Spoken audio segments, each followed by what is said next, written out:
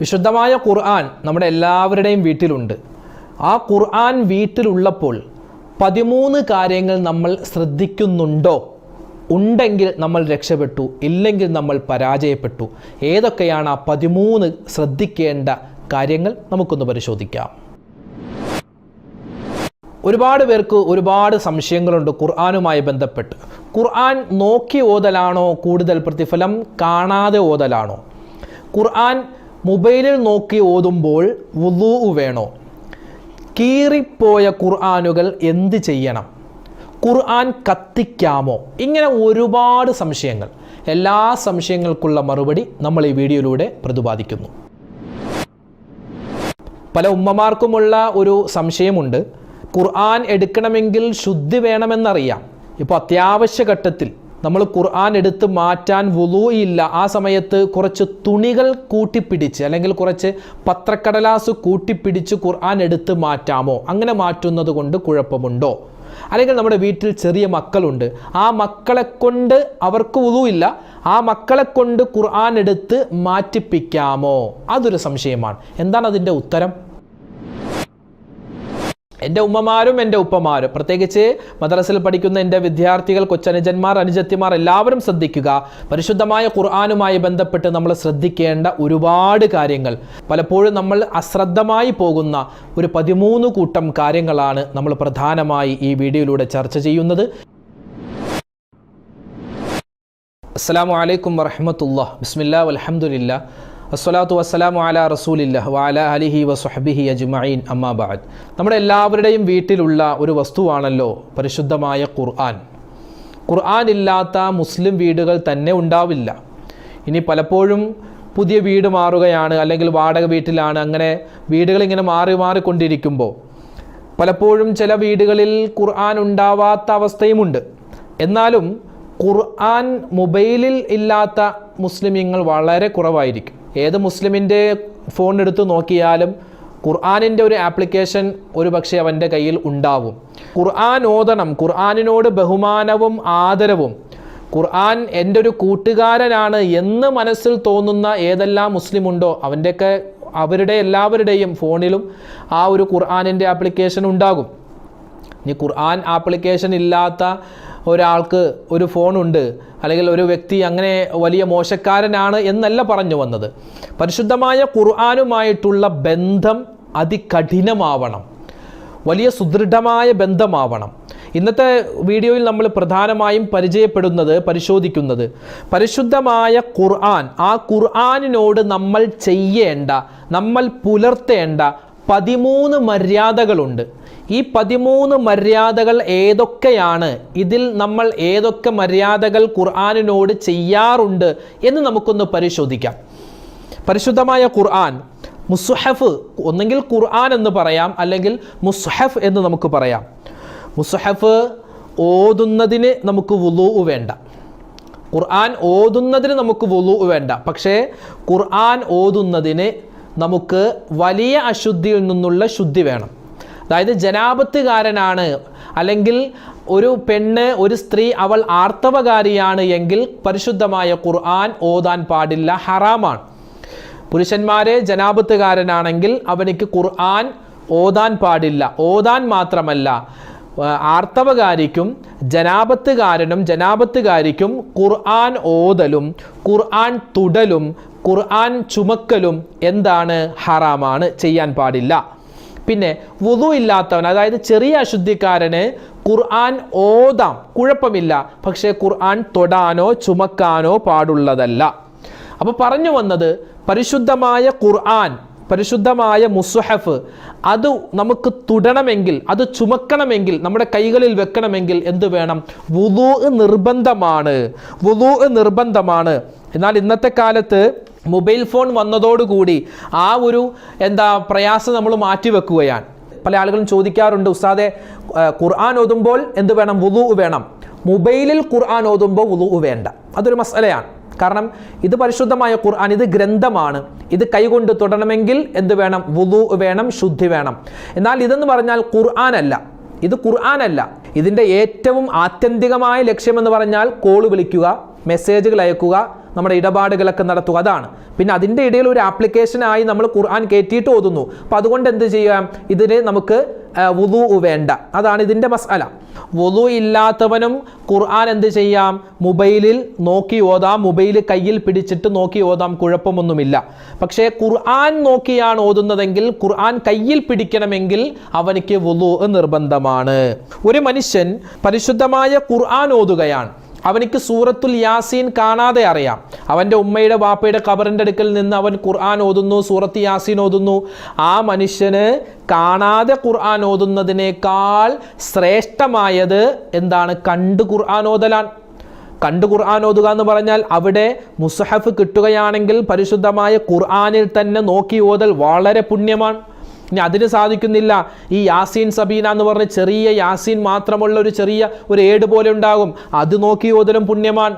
ഇനി അത് രണ്ടും കിട്ടുന്നില്ല, നമ്മുടെയൊക്കെ കയ്യിൽ എപ്പോഴും അവൈലബിൾ ആയിട്ടുള്ള മൊബൈൽ, ഈ മൊബൈലിൽ നോക്കിയിട്ട് നമുക്ക് എന്ത് ചെയ്യാം, സൂറത്ത് യാസീൻ ഓതാം. കാണാതെ ഓതുന്നതിനേക്കാൾ വലിയ പ്രതിഫലമാണ് കാണാതെ അറിയാവുന്നവനും കണ്ട് ഓതുക.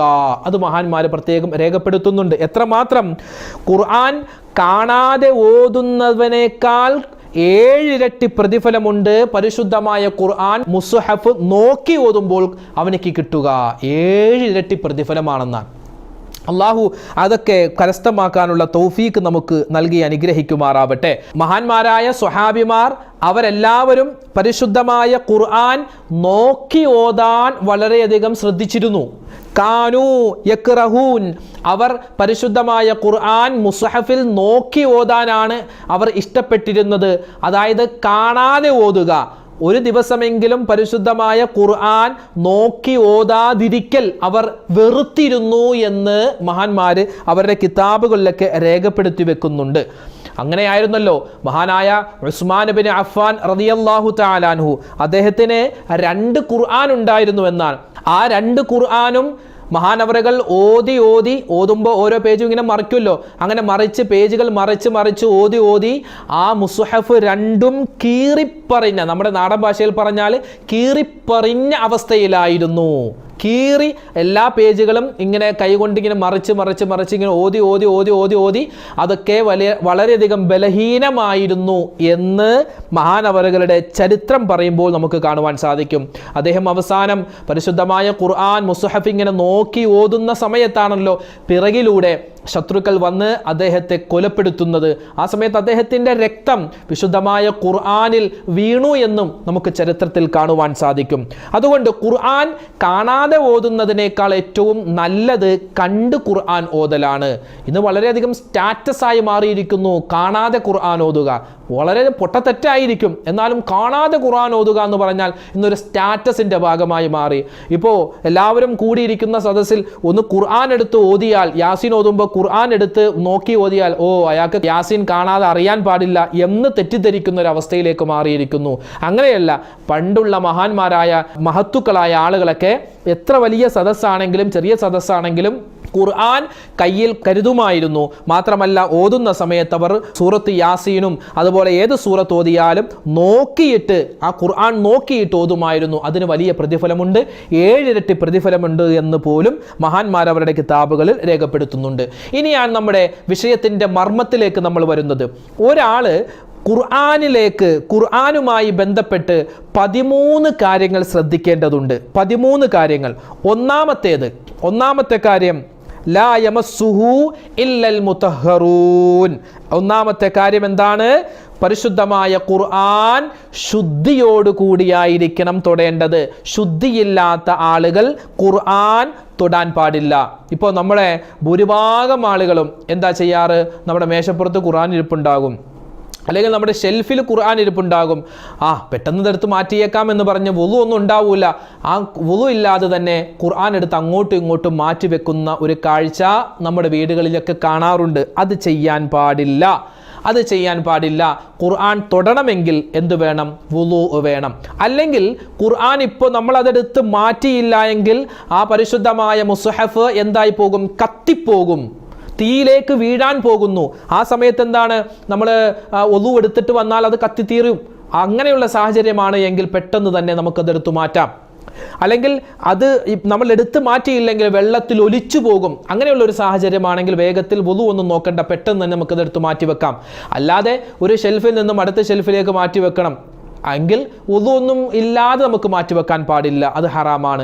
എങ്ങനെ? വുളുവോടുകൂടി ശുദ്ധിയോടുകൂടി വേണം നമുക്ക് മാറ്റിവെക്കാൻ. ആ കാര്യം ശ്രദ്ധിക്കുക.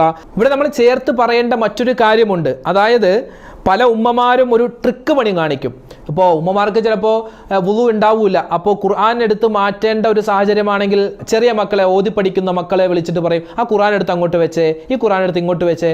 അത് ചെയ്യാൻ പാടില്ല. കാരണം കുട്ടികൾക്ക് അവർക്ക് പഠിക്കുക എന്നുള്ള ആ പ്രക്രിയക്ക് വേണ്ടിയാണ് അവർക്ക് വുളു ഇല്ലെങ്കിലും ഖുർആൻ തൊടാം ചുമക്കാം എന്ന് പറഞ്ഞത്.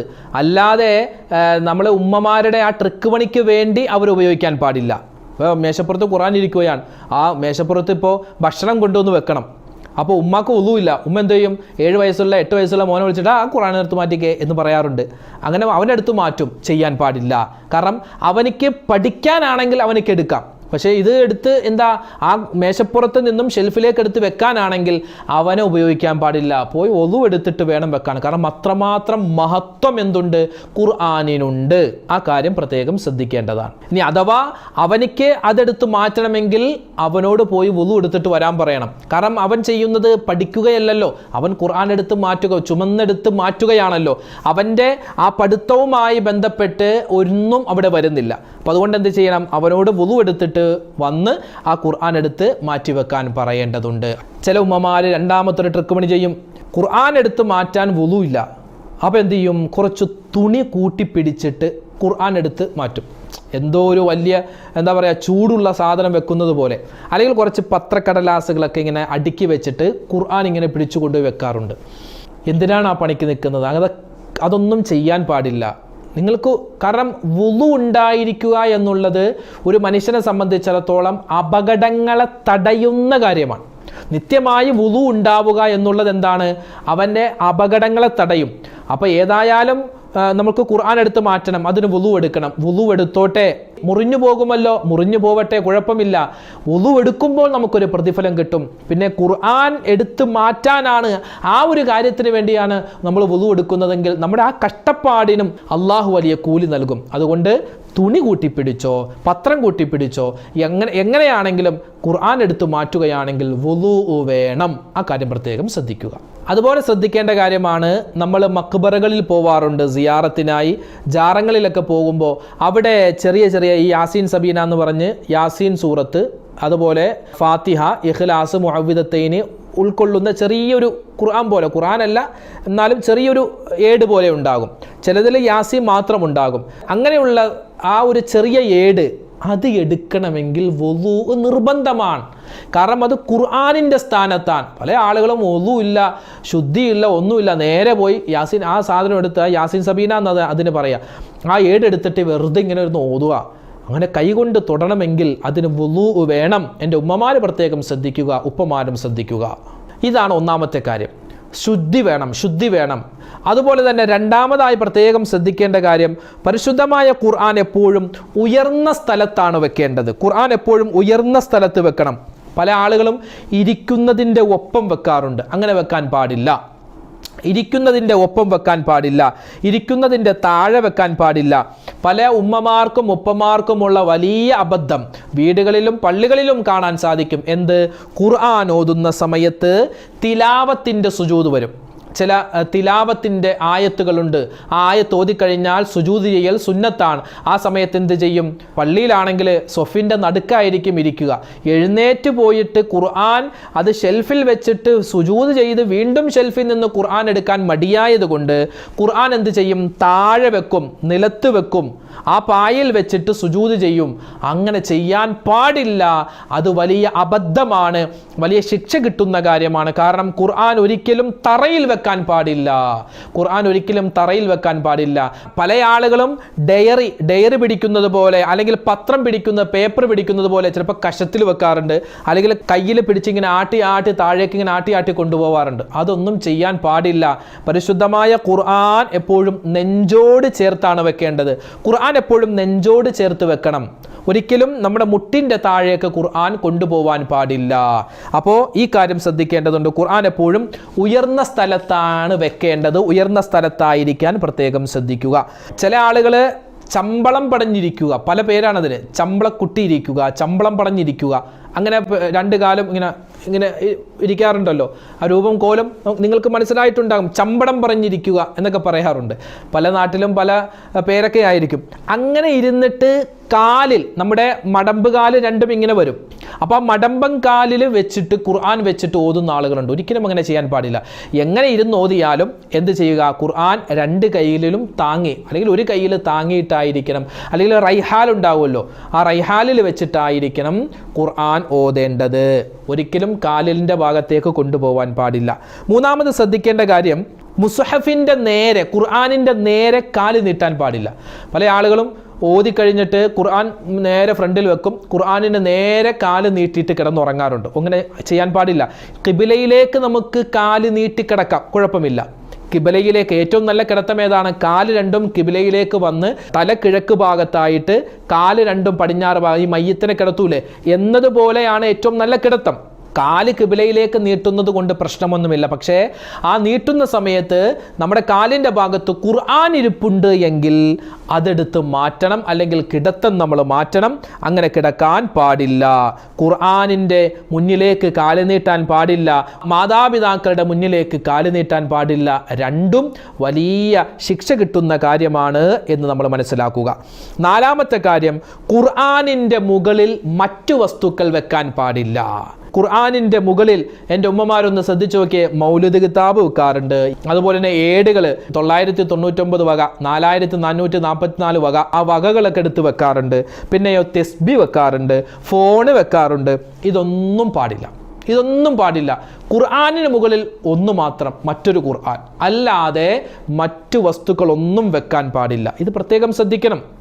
അതോടൊപ്പം തന്നെ നമ്മൾ ഖുർആൻ വെക്കുന്നതിനൊരു രൂപമുണ്ട്, രീതിയുണ്ട്.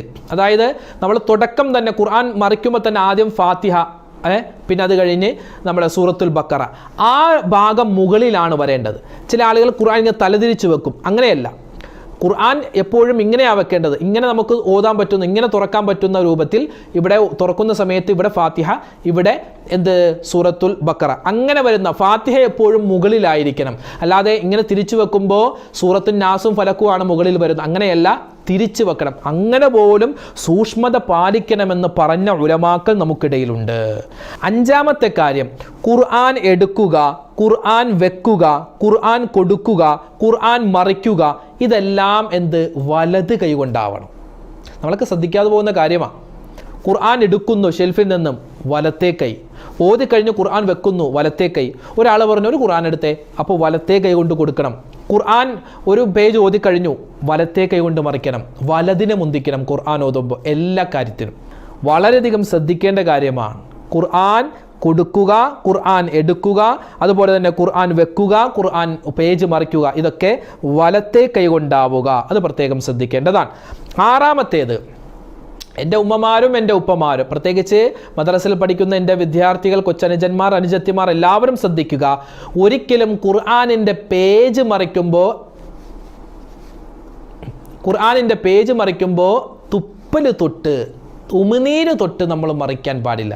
പണ്ടൊക്കെ നമ്മൾ അങ്ങനെയാണല്ലോ, നമ്മൾ പേജ് മറിയുമെങ്കിലും വെറുതെ ഒരു ആവേശത്തിന് നമ്മൾ ചെറിയ പ്രായത്തിലൊക്കെ ഇങ്ങനെ ഈ നാക്കിൽ തൊട്ട് ഇങ്ങനെ മറിച്ച് സ്കൂളിലെ ടെക്സ്റ്റ് ബുക്കുകൾ ഇങ്ങനെ മറിച്ച് ശീലിച്ച് അവസാനം ഖുർആൻ ഓതുമ്പോഴും നമുക്കിങ്ങനെ മുകളിൽ നിന്നിങ്ങനെ ഒരു കൈവിരൽ ഇങ്ങനെ ഓടിച്ചാൽ ആ പേജ് നമുക്ക് മറിക്കാൻ കിട്ടും. ആ മുകളിൽ നിന്നിങ്ങനെ കൈവിരൽ ഓടിച്ചാൽ, ആ പേജിലൂടെ ഓടിച്ചാൽ നമുക്ക് പേജ് ഇങ്ങനെ കിട്ടും, മറിക്കാൻ പറ്റും. അതൊക്കെ ചെയ്യാൻ സാധിക്കുമെങ്കിലും ഒന്ന് നാവിൽ വിരൽ തൊട്ടിട്ട് ഒന്ന് ഖുർആൻ മറിക്കൽ, അത് ശീലമായി പോയ ആളുകളുണ്ട്. നമ്മുടെ ഉമിനീര് വഹിക്കാനുള്ളതല്ല ഖുർആൻ, അത് പ്രത്യേകം ശ്രദ്ധിക്കുക. ഒരിക്കലും ഉമിനീര് തൊട്ട്, നാവിൽ തൊട്ടിട്ട് നമ്മൾ ഖുർആൻ പേജ് മറിക്കാൻ പാടില്ല. അതുപോലെ തന്നെ ഖുർആൻ ഓതുമ്പോൾ പ്രത്യേകം ശ്രദ്ധിക്കുക, നമ്മുടെ തുപ്പല്, നമ്മുടെ ഈ ഉമിനീര് തെറിക്കാൻ സാധ്യതയുണ്ടെങ്കിൽ കുറച്ച് അകത്തി വെക്കുക. ഒരു പേജ് ഖുർആൻ ഓതി കഴിയുമ്പോൾ പകുതിയും നനഞ്ഞിരിക്കും. ഇങ്ങനെ ഓതി ബിസ്മില്ലാഹി റഹ്മാനി റഹീം അൽഹംദുലില്ലാ ഇങ്ങനെയൊക്കെ പറഞ്ഞ് മഖ്റജൊക്കെ ഇങ്ങനെ എടുത്തെടുത്ത് പറഞ്ഞ് നമ്മുടെ ഉമിനീര് ഭൂരിഭാഗവും ആ പാവപ്പെട്ട ഖുർആനിൻ്റെ പേജിലുണ്ടാകും. നമ്മുടെ ഉമിനീര് വഹിക്കാനുള്ളതല്ല പരിശുദ്ധമായ ഖുർആൻ. അങ്ങനെ ഉമിനീര് പെട്ടെന്ന് തെറിക്കുന്ന എല്ലാവർക്കും ഇല്ല, ചില ആളുകൾക്ക് അങ്ങനെ ഉണ്ടാകും. അതൊക്കെ പടച്ചോൻ കൊടുക്കുന്നതാണല്ലോ. എന്തുമാവട്ടെ, അങ്ങനെയുള്ള ആളുകൾക്ക് കുറച്ച് അകത്തി വെച്ചിട്ട് വേണം പരിശുദ്ധമായ ഖുർആൻ ഓതാൻ. 7ാമത്തെ കാര്യം, ഉമ്മമാരെ ശ്രദ്ധിച്ചോളി, ഖുർആനിൻ്റെ ഇടയിൽ അടയാളമായിട്ട് പേന വെക്കാൻ പാടില്ല, പെൻസിൽ വെക്കാൻ പാടില്ല, പൈസ വെക്കാൻ പാടില്ല, അതുപോലെ ഈർക്കിൽ വെക്കാൻ പാടില്ല, ഫോൺ വെക്കാൻ പാടില്ല, തെസ്ബിമാല വെക്കാൻ പാടില്ല, പല ഏടുകൾ വെക്കാൻ പാടില്ല, പേപ്പറുകൾ വെക്കാൻ പാടില്ല. പിന്നെയോ ഖുർആൻ വാങ്ങുമ്പോൾ തന്നെ എന്തുണ്ടാവും? ഒരു നൂലുണ്ടാവും അല്ലെ? ഒരു നൂലുണ്ടാകും. ആ നൂല് നമുക്ക് അതിനു വേണ്ടിയാണ് അത് അവിടെ വെച്ച് ആ ഖുർആനിൽ ആ നൂല് വെച്ചത്. എന്താ നൂല്? എന്തിനാ? ആ അടയാളത്തിനാണ്. അത് മാത്രമേ പാടുള്ളൂ. ചില ആളുകൾ ഖുർആനിൻ്റെ അറ്റം പേജിൻ്റെ കുറച്ച് മടക്കി വെക്കും. ഒന്നും ചെയ്യാൻ പാടില്ലാത്ത കാര്യം. ഇത് നമ്മുടെ രജിസ്റ്റർ ബുക്കല്ല, നമ്മുടെ ഹാജർ ബുക്കല്ല, നമ്മുടെ ഡയറി അല്ല, ഇത് ഖുർആനാണ്. അതുകൊണ്ട് എന്ത് ചെയ്യരുത്? ഈ പറഞ്ഞ സാധനങ്ങളൊന്നും ചെയ്യാൻ പാടില്ല, അറ്റം മടക്കി വെക്കാൻ പാടില്ല. 7ാമത്തെ കാര്യം അതാണ്. ഇനിയോ 8ാമത്തേത്, പരിശുദ്ധമായ ഖുർആൻ ഓതുന്നില്ല എങ്കിൽ പിന്നെ അത് മടക്കി വെക്കണം, അത് അടച്ചു വെക്കണം. ചില ആളുകൾ ഖുർആൻ ഓതാൻ വേണ്ടി എടുക്കും, ഖുർആൻ ഇങ്ങനെ തുറന്നു വെക്കും, സൂറത്തുൽ കഹഫ് ഇങ്ങനെ തുറന്നു വെക്കുമ്പോഴാണ് ഫോൺ വരുന്നത്. പിന്നെ ആ ഖുർആൻ ഇങ്ങനെ തുറന്നിരിക്കുന്നു, ഇവരിങ്ങനെ ഫോൺ വിളിയാണ്. ആ ഒരു 5, 6, 7, 8, 9, 10 മിനിറ്റൊക്കെ ഇങ്ങനെ ഫോൺ വിളിച്ചുകൊണ്ടിരിക്കും, ഖുർആൻ ഇങ്ങനെ തുറന്നിരിക്കും. പാടില്ല. നമ്മൾ ഖുർആൻ ഓതുന്നതിൻ്റെ ഇടയിൽ സംസാരിക്കേണ്ടി വന്നാൽ എന്ത് ചെയ്യുക? ഖുർആൻ മടക്കി വെക്കുക. ഖുർആൻ മടക്കി വെച്ചതിന് ശേഷം സംസാരം കഴിയുമ്പോൾ വീണ്ടും ഖുർആൻ ഓതുക. ഖുർആൻ നമ്മൾ കുറച്ച് ഓതിയിട്ട് നമ്മൾ ഫോൺ വന്നു അല്ലെങ്കിൽ ആരെങ്കിലും വന്നു, നമ്മൾ മടക്കി വെച്ച് സംസാരിക്കുക. അത് കഴിഞ്ഞ് വീണ്ടും നമ്മൾ ഖുർആൻ ഓതുമ്പോൾ എന്ത് പറയണം? അഊദു ബില്ലാഹി മിനശ് ശൈത്വാനിർ റജീം ബിസ്മില്ലാഹിർ റഹ്മാനിർ റഹീം എന്ന് നമ്മൾ അഊദും ബിസ്മിയും ഓതിയിട്ടായിരിക്കണം ബാക്കി നമ്മൾ ഓതേണ്ടത്. അതും പ്രത്യേകം ശ്രദ്ധിക്കുക. 9ാമത്തെ കാര്യം, പരിശുദ്ധമായ ഖുർആനിൽ ഒരുപാട് സമയം നോക്കിയിരിക്കൽ സുന്നത്താണ്. നോക്കിയാൽ പ്രതിഫലം കിട്ടുന്ന 3 കാര്യങ്ങൾ: 1 ഉമ്മയുടെ വാപ്പയുടെ മുഖമാണ്, 2 പരിശുദ്ധമായ ഖുർആനാണ്, പിന്നെ അതുപോലെ പരിശുദ്ധമായ കഅബയാണ്. 4ാമത് എണ്ണുന്നുണ്ട്, അത് നമ്മുടെ ഉസ്താദുമാരുടെ മുഖത്തേക്ക് നോക്കുക എന്ന്. അപ്പോൾ ഈ പറയപ്പെട്ട കാര്യങ്ങളിലേക്ക് നോക്കിയാൽ തന്നെ പ്രതിഫലമാണ്. ഖുർആൻ തുറന്നു വെച്ച് അതിലേക്ക് നോക്കിയിരിക്കൽ, ഓതണ്ട, വെറുതെ നോക്കിയിരിക്കൽ പോലും പുണ്യമുള്ള കാര്യമാണ്. 10ാമത്തേത്, ഖുർആൻ മുസ്ഹഫ് ഒരിക്കലും കേടുപാട് വരുന്ന അവസ്ഥയിലേക്ക് നമ്മൾ കൊണ്ടുപോകാൻ പാടില്ല. അതായത് അലക്ഷ്യമായിടുക, നനയാൻ സാധ്യതയുള്ള സ്ഥലത്ത് കൊണ്ടുപോയി വെക്കാൻ പാടില്ല, കത്തിപ്പോകുന്ന സാഹചര്യമുള്ള സ്ഥലത്ത് കൊണ്ടുപോയി വെക്കാൻ പാടില്ല, കീറിപ്പോവാൻ സാധ്യതയുള്ള, അതായത് കൊച്ചുകുട്ടികളുടെ അടുക്കൽ കൊടുക്കാൻ പാടില്ല. പിന്നെയോ ഷെൽഫിൽ ഇങ്ങനെ വെച്ചിരിക്കുക ഖുർആൻ, ഇടക്കുന്നെടുത്ത് മറിച്ചൊക്കെ നോക്കണം. കാരണം എന്താണ്? ചിതലരിക്കാൻ സാധ്യതയുണ്ട്. ഖുർആൻ ഒരിക്കലും ചിതലരിക്കാനുള്ള വസ്തുവല്ല. ആ കാര്യം പ്രത്യേകം ശ്രദ്ധിക്കുക. പിന്നെയോ 11ാമത്തേത്, ഏതെങ്കിലും ഒരു ഖുർആനിന് കേടുപാട് വന്നാൽ അത് പരമാവധി ശരിയാക്കുക. നമ്മുടെ വീടിന് പെയിൻ്റ് അടിക്കാറുണ്ട്, നമ്മുടെ വണ്ടിക്ക് നമ്മൾ സർവീസ് ചെയ്യാറുണ്ട്, എല്ലാം ചെയ്യും. വിശുദ്ധമായ ഖുർആനോ കീറിയാൽ അത് അങ്ങനെ തന്നെ ഇരിക്കും. ഒട്ടിക്കാറുണ്ടോ? നമ്മൾ ഇൻസുലേഷൻ ടേപ്പ് വെച്ച് ഒട്ടിക്കാറുണ്ടോ? ഇല്ലല്ലോ. നമ്മുടെ മക്കൾ പഠിക്കുകയാണെങ്കിൽ അവർക്ക് വേറെ ഖുർആൻ വാങ്ങി കൊടുക്കില്ല എന്ന് അവർക്ക് മനസ്സിലായാൽ അവർ ഒട്ടിക്കും. അതുപോലെ പൈസ, അതെ, കാശ് കീറി അപ്പം തന്നെ ചെറിയ കീറിലാണെങ്കിൽ നമ്മൾ ഒട്ടിച്ചു വെക്കും. എന്നാൽ വിശുദ്ധമായ ഖുർആനാകുന്ന നമ്മുടെ വേദഗ്രന്ഥം അത് അല്പം കീറിയാൽ പോലും അത് നല്ല രൂപത്തിൽ ഒട്ടിച്ചു വെക്കുക വളരെയധികം ശ്രദ്ധിക്കേണ്ട കാര്യം. അതിൻ്റെ പുറംചട്ടയാവട്ടെ, അതിൻ്റെ ഉള്ളിലുള്ള അതിൻ്റെ പേജുകളാവട്ടെ, കീറിപ്പോയാൽ ഒട്ടിച്ചു വെക്കുക. 12ാമത്തേത്, ഉപയോഗശൂന്യമായ മുസ്ഹഫ്. ഉപയോഗശൂന്യമായ മുസ്ഹഫ് എന്ന് പറഞ്ഞാൽ അങ്ങനെ ഒരു വാക്കേ നമ്മൾ ഉപയോഗിക്കാൻ പാടില്ല. ഖുർആൻ ഒരിക്കലും ഉപയോഗശൂന്യമാവൂലല്ലോ. അതായത് ഉദ്ദേശിച്ചത് മൊത്തം കീറിപ്പോയി, ഇനി അത് ഓതാനേ പറ്റൂല, അല്ലെങ്കിൽ മൊത്തം പകുതി കരിഞ്ഞു പോയി, അല്ലെങ്കിൽ മൊത്തം നനഞ്ഞ് കുതിർന്നു പോയി, ഇനി ഉപയോഗിക്കാൻ പറ്റൂല. അങ്ങനത്തെ സാഹചര്യമുള്ള ഖുർആൻ എന്ത് ചെയ്യണം ഉസ്താദെ? പഴയ ഖുർആൻ ഞങ്ങൾ എന്ത് ചെയ്യണം? പുതിയ ഖുർആനൊക്കെ ഞങ്ങൾക്ക് കിട്ടി, പഴയ ഒരുപാട് ഖുർആനുണ്ട്, ഞങ്ങൾ എന്താ ചെയ്യേണ്ടത്? പല ആളുകൾക്കും സംശയമുണ്ട്, ഉമ്മമാർക്ക് സംശയമുണ്ട്. എന്താ അതിൻ്റെ പരിഹാരം? പരിശുദ്ധമായ ഖുർആൻ നമ്മൾ ഓതുന്നില്ല എന്നുള്ള ഖുർആൻ ആണെങ്കിൽ ആർക്കെങ്കിലും കൊടുക്കാൻ പറ്റുമെങ്കിൽ കൊടുക്കുക, ആർക്കും വേണ്ട. ഖുർആൻ അങ്ങനെ വെറുതെ ഇരുന്നിരുന്നിരുന്ന് ചിതലരിച്ചു പോവുകയാണ്. അങ്ങനെയാണെങ്കിൽ, അല്ലെങ്കിൽ കീറിപ്പറിഞ്ഞ ഖുർആൻ ആണെങ്കിൽ എന്ത് ചെയ്യണം? വൃത്തിയുള്ള സ്ഥലത്ത് ആ ഖുർആൻ എല്ലാം കൂടി കത്തിക്കണം. ഖുർആൻ കത്തിക്കാമോ? കത്തിക്കാം, കുഴപ്പമില്ല. ഖുർആൻ കത്തിക്കുക, അത് പൂർണ്ണമായും ചാരമാകുന്ന രൂപത്തിൽ കത്തിച്ചിട്ട് ആ ചാരം ഒന്നുകിൽ ശുദ്ധമായ സ്ഥലത്ത് കുഴിച്ചിടുക, അല്ലെങ്കിൽ എന്ത് ചെയ്യണം? പുഴയിലോ കുളത്തിലോ ഒഴുക്കിക്കളയുക.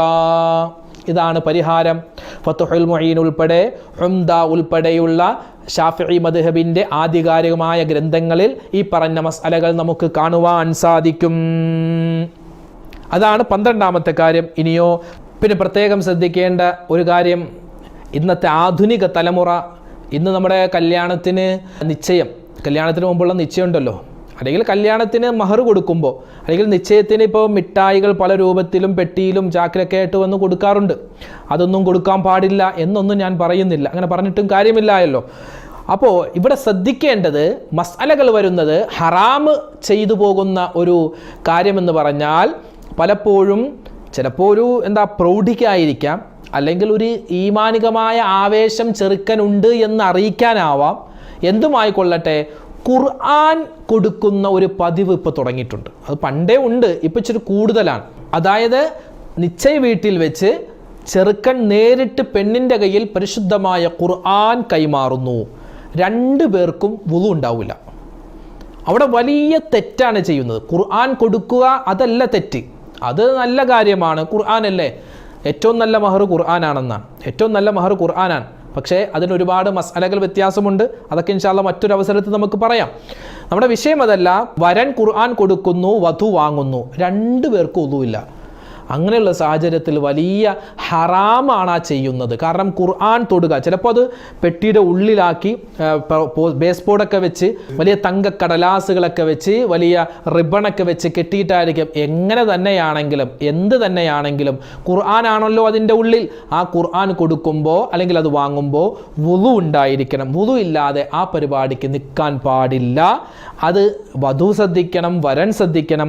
അത് കൊടുക്കാൻ പ്രേരിപ്പിക്കുന്ന അവരുടെ വീട്ടുകാരും പ്രത്യേകം ശ്രദ്ധിക്കേണ്ടതുണ്ട്. അല്ലെങ്കിൽ ഒരു ഹറാമായ പ്രവർത്തനം ആ സുന്നത്തായ കർമ്മത്തിൽ നമ്മൾ ചെയ്തു പോകും. അത് പ്രത്യേകം ശ്രദ്ധിക്കുക. ഒരാണ് ഒരു പെണ്ണ് ഓതിക്കൊണ്ടിരിക്കുന്ന സമയത്ത്, പരിശുദ്ധമായ ഖുർആൻ ഓതിക്കൊണ്ടിരിക്കുന്ന സമയത്ത് അവനിക്ക് വുളൂ പോയി, കീഴ്വായു പോയി, അല്ലെങ്കിൽ ഭാര്യ ഓതിക്കൊണ്ടിരിക്കുമ്പോൾ ഭർത്താവ് എന്നറിയാതെ സ്പർശിച്ചു, അല്ലെങ്കിൽ ഭർത്താവ് ഓതിക്കൊണ്ടിരിക്കുമ്പോൾ ഭാര്യ സ്പർശിച്ചു, അങ്ങനെ വുളൂ പോയി കഴിഞ്ഞാൽ എന്താ ചെയ്യേണ്ടത്? അത് മടക്കി വെക്കുക. ആ അടയാളം ഉണ്ടാവുമല്ലോ, അടയാളം അവിടെ വെച്ച് മടക്കി വെച്ചിട്ട് പോയി വുളൂ എടുത്ത് വന്ന് വീണ്ടും അത് നമ്മൾ ഓതിയത് എവിടെയാണോ, അവിടെ നിന്ന് ഓതി നിർത്തിയത് എവിടെയാണോ അവിടെ നിന്ന് പിന്നെ അഊദു ബിസ്മിയും ഓതിയിട്ട് പിന്നെ തുടങ്ങുക. അതാണ് ചെയ്യാനുള്ളത്. 13ാമതായി നമ്മൾ ശ്രദ്ധിക്കേണ്ടത്, മുസ്ഹഫ് ഓതാൻ നമ്മൾ എടുത്തു കഴിയുമ്പോൾ, മുസ്ഹഫ് ഓതുന്നതിന് മുമ്പ്, ഖുർആൻ ഓതുന്നതിന് മുമ്പ് ഖുർആനെ ഒന്ന് ചുംബിക്കുക, ഉമ്മം കൊടുക്കുക സുന്നത്താണ്. ഖുർആൻ ഓതിക്കഴിഞ്ഞ് മടക്കി വെക്കുന്നു, മടക്കുന്ന സമയത്തും ഖുർആനിനെ ഒന്ന് ചുംബിക്കൽ സുന്നത്താണ്. മാതാപിതാക്കളുടെ നെറ്റിത്തടത്തിൽ ചുംബിക്കൽ സുന്നത്താണ്. ഗുരുനാഥന്മാരുടെ കൈകളിൽ ചുംബിക്കൽ സുന്നത്താണ്. ഭാര്യ സന്താനങ്ങളുടെ നെറ്റിത്തടത്തിൽ ചുംബിക്കൽ സുന്നത്താണ്. മുസ്ഹഫിനെ ചുംബിക്കൽ സുന്നത്താൻ. അപ്പോൾ ഈ കാര്യങ്ങളൊക്കെ ശ്രദ്ധിക്കുക. ഖുർആൻ നമ്മുടെ വീട്ടിലുണ്ടോ, നമുക്ക് വിജയം നേരിടാൻ പറ്റുന്ന, വിജയം നമുക്ക് കിട്ടുന്ന ഈ 13 കാര്യങ്ങൾ നമ്മൾ ശ്രദ്ധിക്കുക. പരിശുദ്ധമായ ഖുർആൻ നമുക്ക് അനുകൂലമായ സാക്ഷിയാവണം. അതിനുവേണ്ടി നമ്മൾ ദുആരക്കുക.